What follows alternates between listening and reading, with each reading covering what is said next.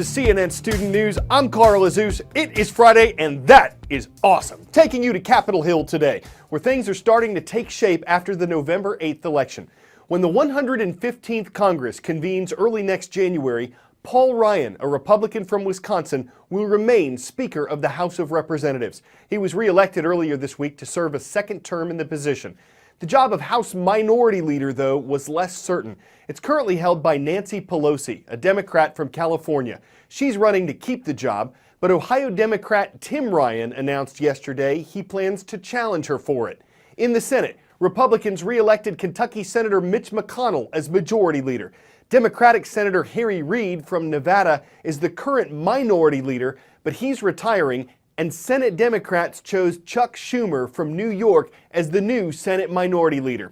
There will be a change in the President of the Senate, too. The U.S. Vice President serves in this role, but doesn't get a vote unless senators are evenly divided 50-50. The President of the Senate can then cast the tiebreaker. Right now, the job is held by Vice President Joe Biden. On January 20th, Inauguration Day, it'll shift to Vice President-elect Mike Pence.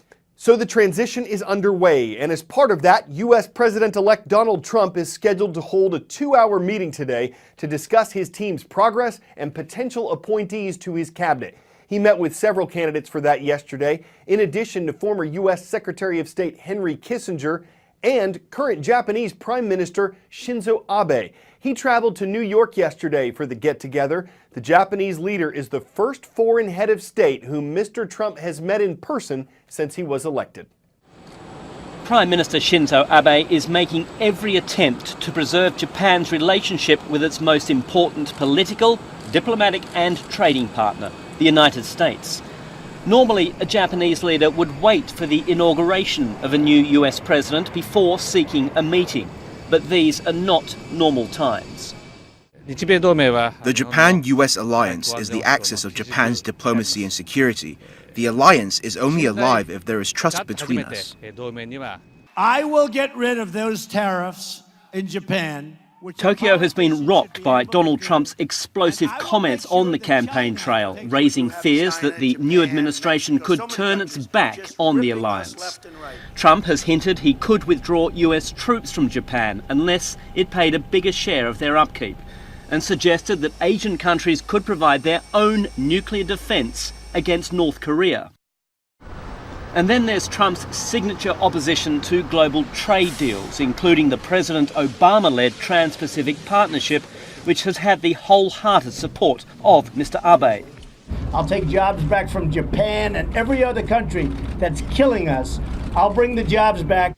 But Abe advisors say Tokyo is looking beyond what they describe as campaign rhetoric. We're looking at the future, and no matter what any candidate says during the campaign, today is the first day of the rest of his administration.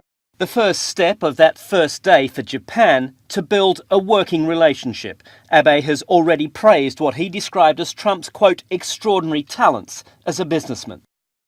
Okay, the reason why some international leaders are anxious to see what President-elect Trump will do concerning trade is because on the campaign trail, Mr. Trump spoke out extensively against international trade deals, saying several of them are not good enough for the U.S., its economy, its workers. He said he wants to renegotiate or eliminate deals like NAFTA, the 24-year-old free trade agreement which involves Canada and Mexico.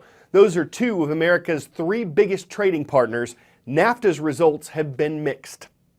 You might have heard of NAFTA, also known as the North American Free Trade Agreement. It was the first agreement of its kind and still makes the world's biggest free trade area. So, just what is it? Well, let's begin with the basics. First, it includes Canada, the US, and Mexico. It was proposed in 1992 by these guys, and it was extremely controversial. Critics feared massive job losses, with businesses packing up and moving production to Mexico. Supporters, though, they claimed that it would lead to cheaper goods, and that would lead to economic growth. In fact, it was so controversial that in the 1992 presidential election, a billionaire outsider presidential candidate shot to the top of the polls railing against it. Businessman Ross Perot. Sounds pretty familiar. But NAFTA won out in the end with Congress and then President Clinton ratifying it in 1993. We are ready to compete, and we can win. NAFTA is a large, incredibly complicated document, but at its core, it's pretty simple. Before NAFTA, when items were imported, they were taxed. After NAFTA, they weren't. This protects goods made domestically at the expense of consumers, since the tax on foreign products is passed down. Higher tariffs, more expensive goods, less trade. Free trade agreements like NAFTA remove those tariffs, incentivizing trade and lowering costs for consumers. Tariffs were greatly reduced at the start of the agreement in 1994 and totally eliminated by 2008. So what did NAFTA accomplish? It's not easy pinpointing the exact effects that NAFTA has had, because there are many factors in how economies function, but since the agreement, U.S. trade amongst Mexico and Canada has tripled.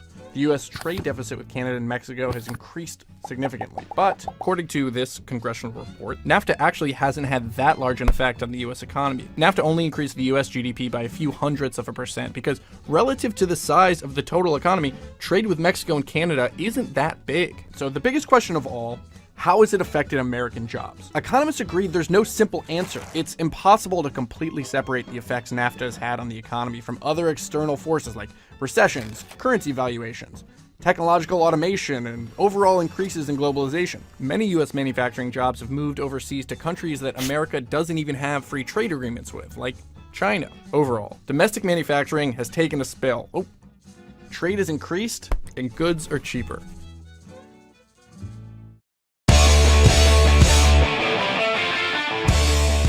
Yesterday, the clock started ticking on 24 hours of people around the globe trying to set various records. It was Guinness World Records Day, and the publication's come a long way since simply measuring the world's oldest person, tallest building, and fastest runner.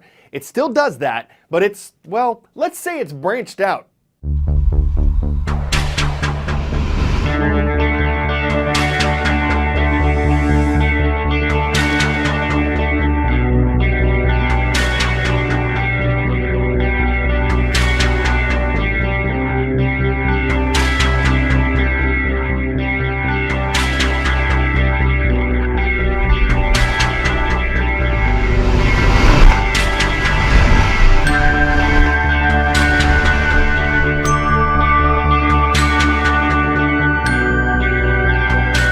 It was pretty difficult. I mean, obviously, the team helped by getting me roughly in the right place, but just going down and having to nail that cup of tea was tricky.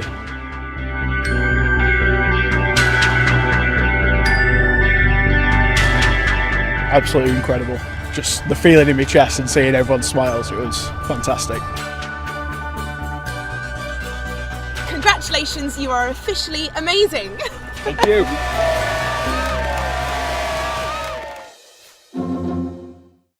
Oh my goodness, good thing it wasn't a slam dunk. He was already at the end of his rope, and success was no guarantee. If he'd bumped that platform, he could have gotten a couple lumps. Thankfully, he won the whole biz kit and caboodle. I'm Carl Azus, always on the record for CNN Student News.